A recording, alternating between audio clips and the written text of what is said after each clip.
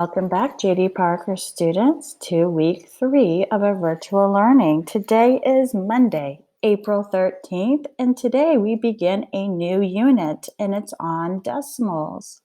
Some important reminders and announcements. As I'm doing these videos, I am going to announce a few secret words throughout the videos. When I say the word, write that down, and when you come to your exit ticket at the end of the lesson, you're going to tell me what those secret words are. So our first secret word for Monday is going to be bug. See this cute little ladybug over here? We're going to use her as our word, bug. Now, another announcement is tomorrow is Mrs. DeCuba's birthday. So if you happen to be in her virtual learning classroom, make sure you wish her a happy birthday. Now, our new decimal unit has 3 standards we're going to be working on. And today I'm going to go into the basics of the first standard, which is NF 3.5.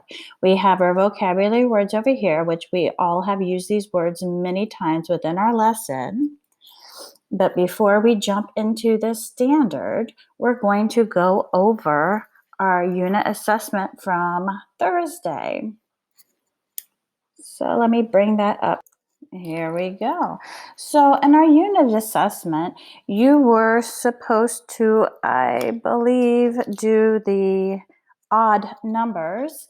And I had already had a Zoom lesson with you before you began your assessment, and I gave you all the answers to the even numbers and explained how to also solve them in case you needed that help. So today, I'm going to just go over the odd numbers because I did already give you all the answers to the evens. Okay, so the first part of our assessment was vocabulary, and our vocabulary words were fraction, multiple, and product. Multiple means to skip count.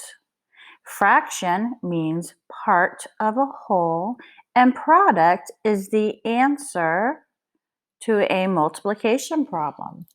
So a blank can name part of a whole or part of a group. This would be a fraction. A blank is a number is the product of the number and a counting number. That's skip counting, which is multiple. All right, the next section of the assessment is to write the next 4 multiples of the unit fraction. Multiples, again, means to skip count. Unit fraction means you have a fraction with a 1 in the numerator. A unit fraction simply means it's the smallest unit you can make of that fraction. So if I was to have a fraction, for example, let's say I have a fraction of 3/6. The smallest unit I could do would be to bring out my sixths tiles. This is the smallest unit. You can't go smaller than a 1. And I would add 3 of these up to get that. So unit fraction means just to break it down into the smallest unit possible. So the denominator will never change. In a unit fraction, when you are skip counting up, the denominator will always stay the same. It's the numerator because you're basically adding by whatever the numerator is. And in this case, it's a 1. So we have 1/8. If I skip count by 1/8 using my unit fractions, it would look like this. Here's my 1/8 that I'm starting with. I'm going to add another 1/8. 1/8 and 1/8 is 2/8. Then I add another unit fraction of 1/8. I get 3/8. And I add another one, I get 4/8. And then if I add one more, I get 5/8. And I could keep going. It doesn't have to stop. When you skip count, you can go on forever. You don't necessarily have to stop at a certain point. But we're stopping at 5/8 because that's all we had to fill out. And then number 5, the next section says to write the fraction as a product of a whole number and a unit fraction. So I want to write this as a whole number and a unit. So I accidentally started doing that during our Zoom meeting. So we have 7/12. My unit fraction would be 12th. And then my whole number would be how many times do I need to count to get to 12 or 7/12? I would have to do it 7 times. So the answer would be 7 times 1/12 equals 7/12. This is my whole number 7, and here's my unit fraction. And then number 7, now I have 5/4. I need my unit fraction, which is going to have the same denominator. So that means I'm going to have 1/4. And how many times am I going to count by 1/4 to end up at 5/4? I'm going to need 5/1/4. And here is a visual of what this means. 5/4 would be 1/4. Here's my whole. 4/4 ends up being a whole. 4/4 is 1 whole. And then 1 more fourth would end up with 5/4. The next section is again multiples, but it is not with unit fractions. Now they're just giving you a regular fraction.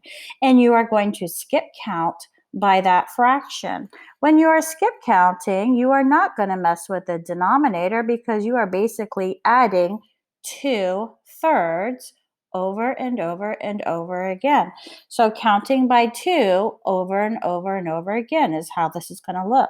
2/3, 4/3, 6/3, 8/3, and 10/3. If it helps you, you can forget that is there. And if you look, it's just skip counting by 2s at this point. But when you are done, you need to make sure you add your denominator of that multiples. A lot of you, even after showing you this in the Zoom meeting, a lot of you thought you were supposed to double the top and the bottom. So you are writing 4/6 and then 8/12. That's not how you skip count. When you skip count, you're basically counting this over and over. You're starting with 2/3. 2/3, now count it again, skip count again. So you have 1, 2, 3, 4, 5, 6, 7, 8. And when you're skip counting, you're not worrying about the denominator because it is adding. Multiplication is skip counting, adding. So the only time you're multiplying the denominator straight across is when you are truly multiplying, but this is a skip counting in addition. Okay. The next section says to write the product as a product of a whole number and a unit fraction.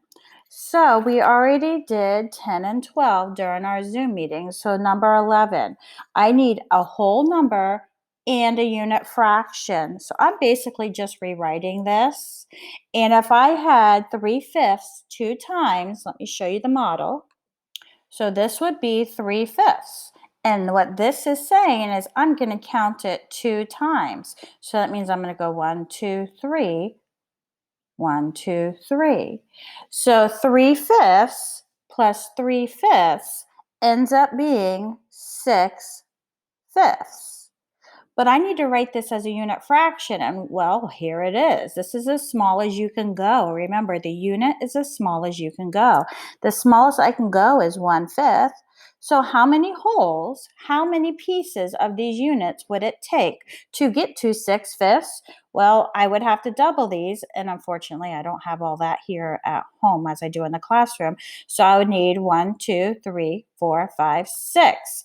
I would need 6 of these in order to double that. So 6 times 1 is 6. Or if you decided to multiply straight across, 2 times 3 is 6 with a 5 as the denominator. The reason the 5 stays the same because number 1, you're skip counting. Number 2, if you were to change this into a fraction, you could have multiplied it straight across.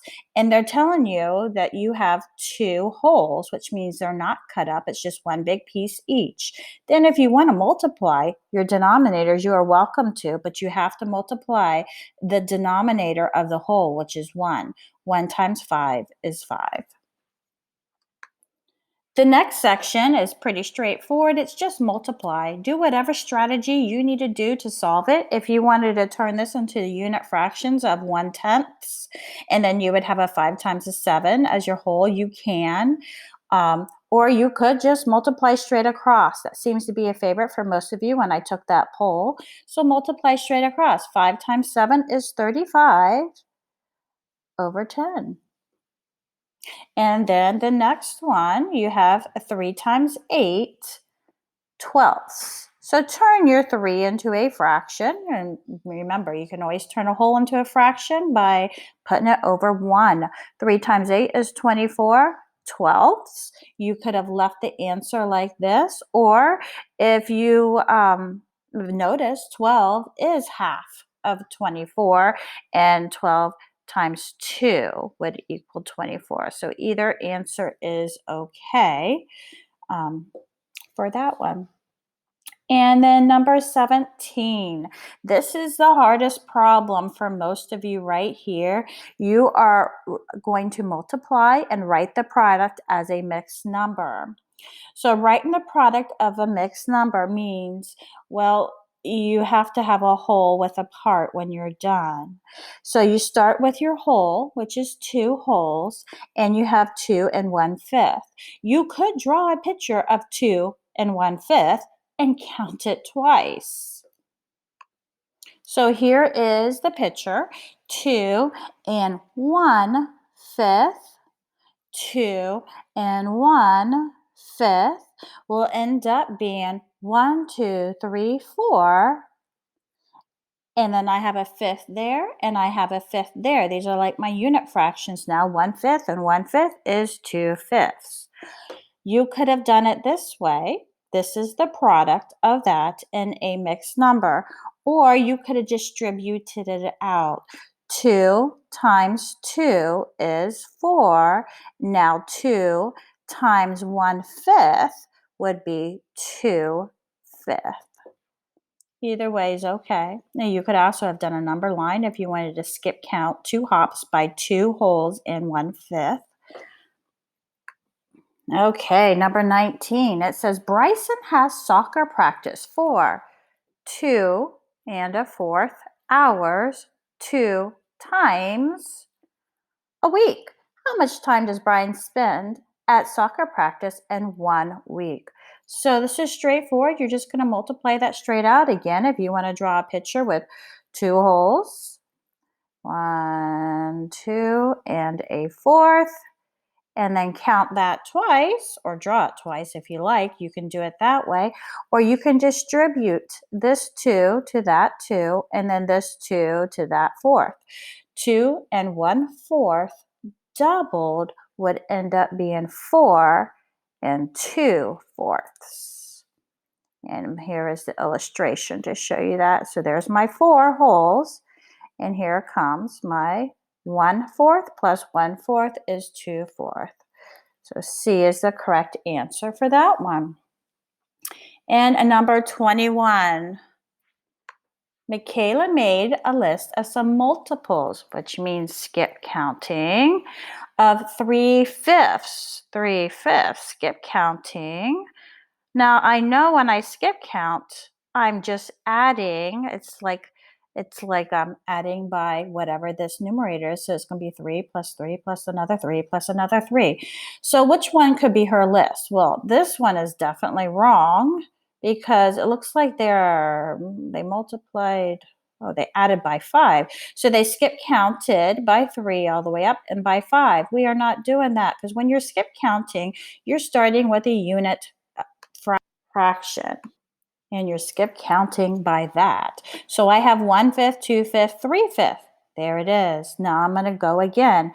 4/5, 5/5, 6/5. Now count it again. 7/5, 8/5, 9/5. 10, 11, 12 fifth. So my answer is going to be skip counting by this much. I'm counting 3/5 over and over and over, and that's what multiples are. So that answer is going to be D.